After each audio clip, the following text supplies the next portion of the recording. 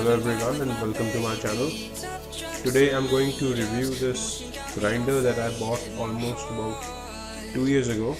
Now I wanted to make a video when I purchased the grinder, but for one reason or the other I could not make a video back then. Now it's been 2 years.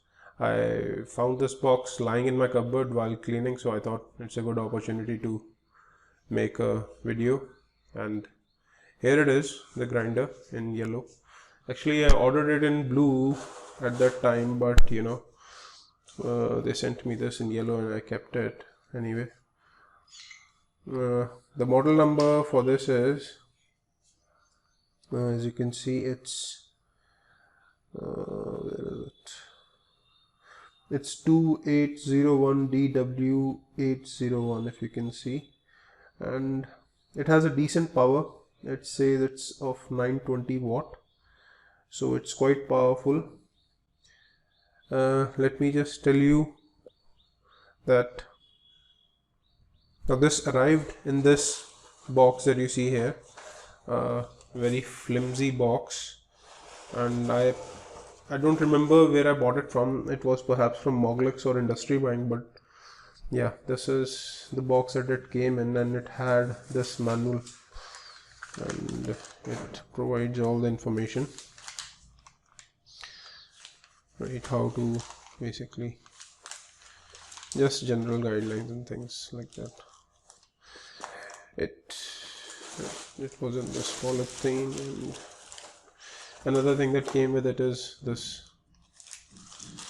this key that basically opens this nut so that you can fix a wheel of your choice. Now this will take a 4-inch cutting wheel, or you can also use a grinding wheel on this. Remember that I've seen many people use this grinder for wood as well.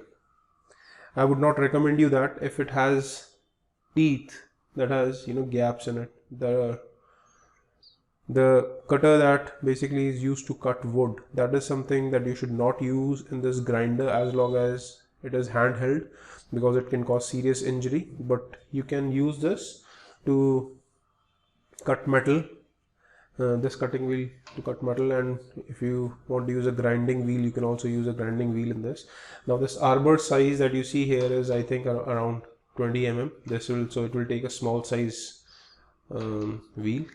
The bigger wheel actually has a 25.4, I think 25.4 mm dia, so that will not work in this, right? So you have to buy the correct wheel.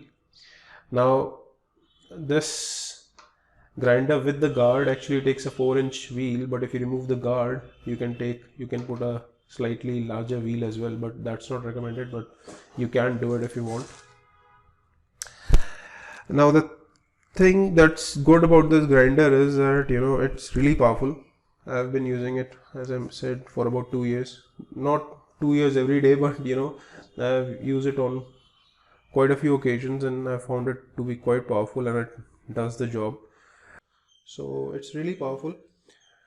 The only downside, I'd say, is that it's just too powerful.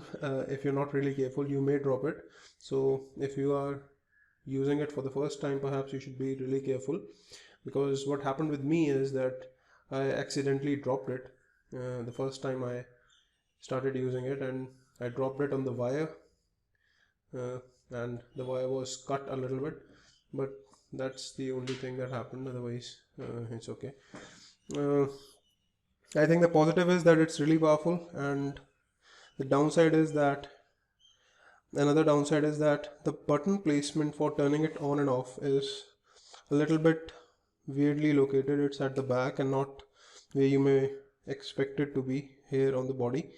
Some of the grinders, they have the on off button here on the body, and it's a little convenient to turn it on and off while you're operating it.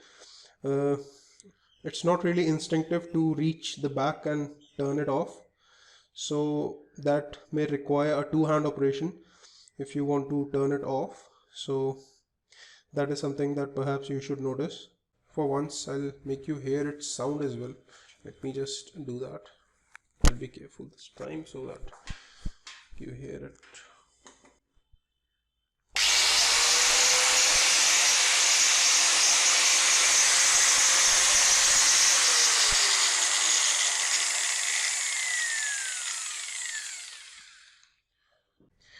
So that is it. If you have any questions or comments, just feel free to leave them below and I'll try and reply. I'm not a professional reviewer, so I'll do the best I can for it. Thank you.